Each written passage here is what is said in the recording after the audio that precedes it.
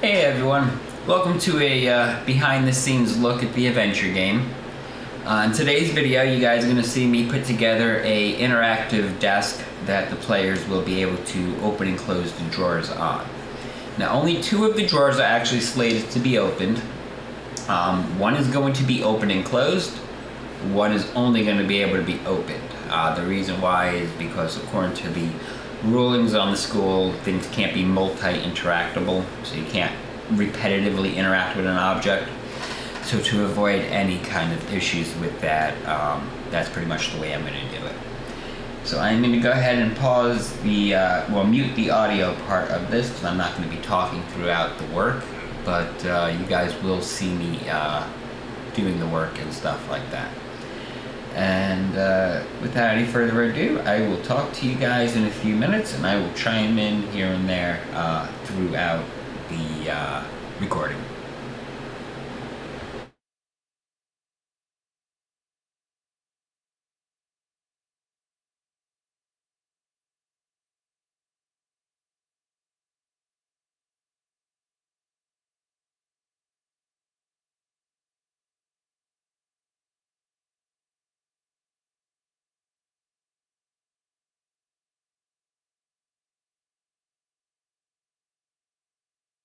You know what, I think I'm just going to actually talk while I do it. Be easier, be more educational that way. So the first thing I did end up doing, on my other screen I have all of my assets on my content browser. First thing I did was bring in all of the static meshes that are being used to make this object. And the next thing I'm doing, because right now they are parented, which means if I close this one, all those others would close. These two I already unparented. Unparenting, I just have to drag it all the way up here to the root.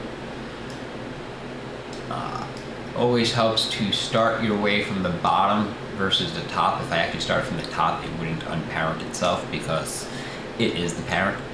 I'm going to move the bottom drawers over first. I am at 2. I do like a slower speed with the camera because I do like to zoom in and make sure I'm lined up pretty decently. I'm going to line up the entire left side first. So I'm going to do the second drawer. I'm going to do the third drawer. We already did the third, we're going to do the first. I am going to actually take a slight shortcut because after getting the first one in, I'll already know the math for the others. So for instance, I know I'm setting this one, I'm going to go with whole numbers because they're just easier to work with. We're going to go 12, and here we're going to go 14. Okay. Now I'm not going to know the X's for these. So I'm not going to actually get these set up by X's, but I will get these set up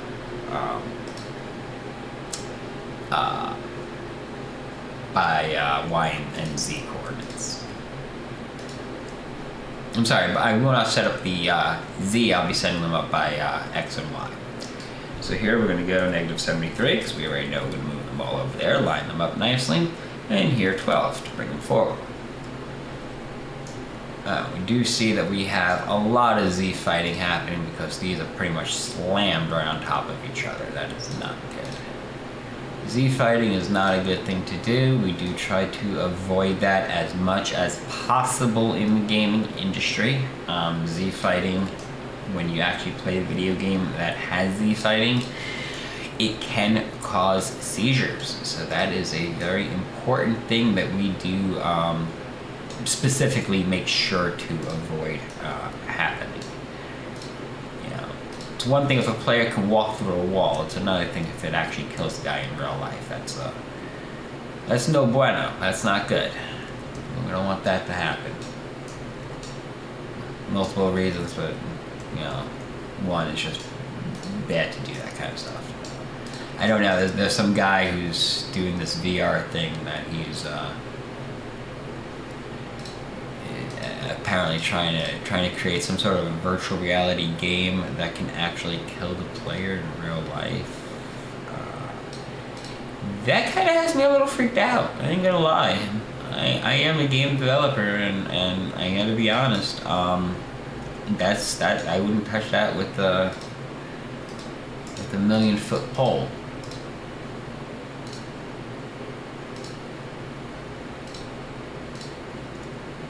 That's good. What do we got here? At least we know you two are good. You good now? Okay. Alright, well, we're going to start with these ones first, because this is the main one that I'm going to be interacting with anyway. I am going to move these over just to kind of get them into position.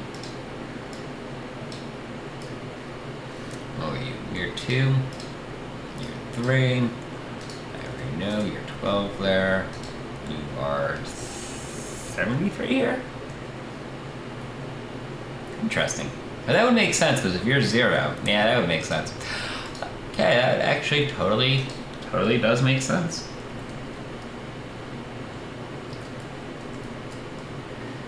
And we lost our top drawer. No, I'm kidding, it's still right here.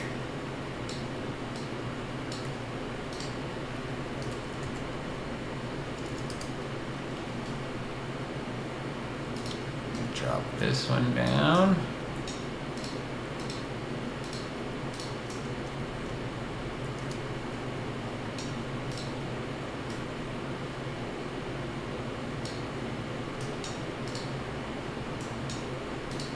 I am very picky when it comes to graphics, when it comes to the art section of things. Mainly because of one big thing. I love graphics. I love video game art and music.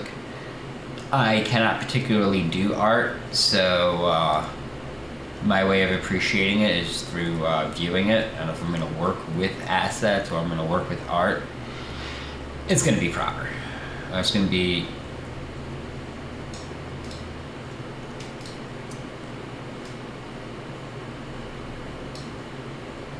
as proper as we can make it.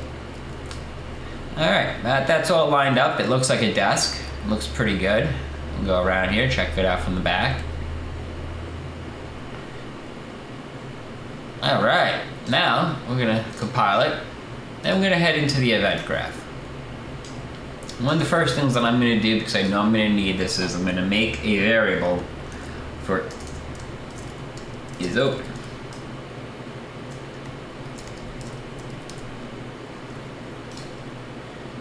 So we need that to let us know that the drawer is actually open. So first thing I'm going to do is bring in my event interact.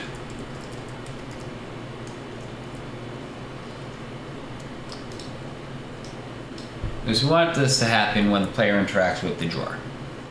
Moving on from there, we're going to bring it to a branch, because we want to know whether or not it's open or not. Set the condition. The condition is going to be, is it open or not?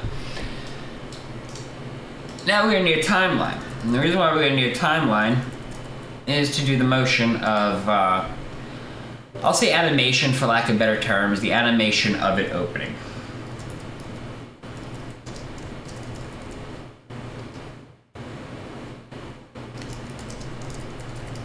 We call these drawer opening close. We're going to have true on reverse and false on play. I'll explain why we're going to do it that way in just a minute. Now we're going to set up our float track. I'm going to set up 2 tracks for this. I like to name them alpha. It's just something that I've become accustomed to. It's just easier when we get to the next node down the road. Compile again real quick. First thing I'm going to do, bring up our first point. Our first key point is going to be at the 0 marker, and the value for that is going to be 12. The reason why is because the y-axis of the drawer at its current closed position is at 12 to its local axis. This isn't, we're not looking at the world axis, we're looking at the local relative axis to it. So it's going to be 12. I'm going to set up our next point down here. This is going to be at the 1 second mark, and at the 1 second mark we want it to be at 50.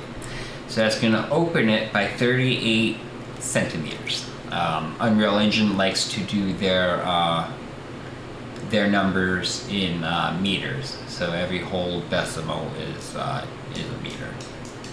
And we can see if we go all the way up here, we can see the float line.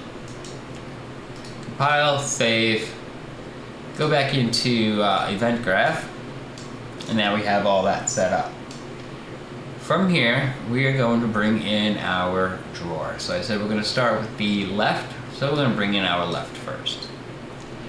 We are going to then set relative, so we're going to set its relative location. I'm going to have this happen on the update. The target is going to be that. And what we are going to do is we are going to plug in the alpha. I'm going to split these. We're going to plug in the alpha to the Y section.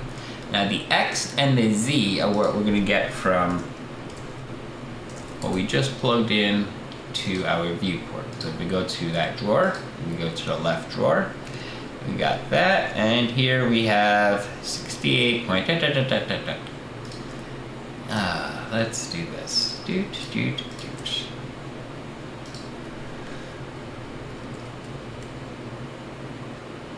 Why did I do that? I have no idea why I did that. I think I was thinking something else at that moment. Forgive me on that one. I'm going to just stick with the number we have here. I'm just going to copy it, make it easier. I'm going to go back into our event graph, and we are going to put that right here. For our Z, I'm going to go ahead and double check that our Y is correct. Yes, it is. We're going to go over here, compile, and we're not just going to leave it like that. On this side here, now we're going to run a set to this. Put it up this way, and we're going to set it to is open. The reason why we're going to do that is because we want it to know that it is open so that it can close it. Looking at it this way, this is actually the full script to open and close that drawer now. I'm going to quickly explain the logic behind it as to why nodes are the way they are, true set to reverse, and false set to play. How it reads is, on interact, is this drawer open? Yes, it is open. Okay, so we're going to reverse it and we're going to close the drawer. On interact, is this drawer open? No. Okay, we're going to play the script forward and we're going to open the drawer.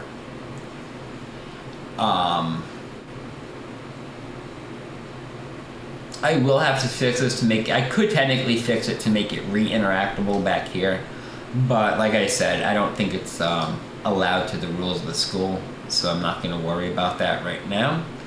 I am going to close this really quickly. I am going to quickly just turn this around, just for the sake of turning it around for the moment. And we're going to bring in our player character, and we're going to see if it works. Here we go.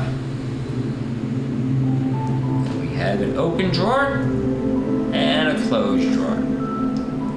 Well guys, that was the end of this quick tutorial video. I hope it was beneficial to anybody who needed it. And yeah, take care guys, have a good one.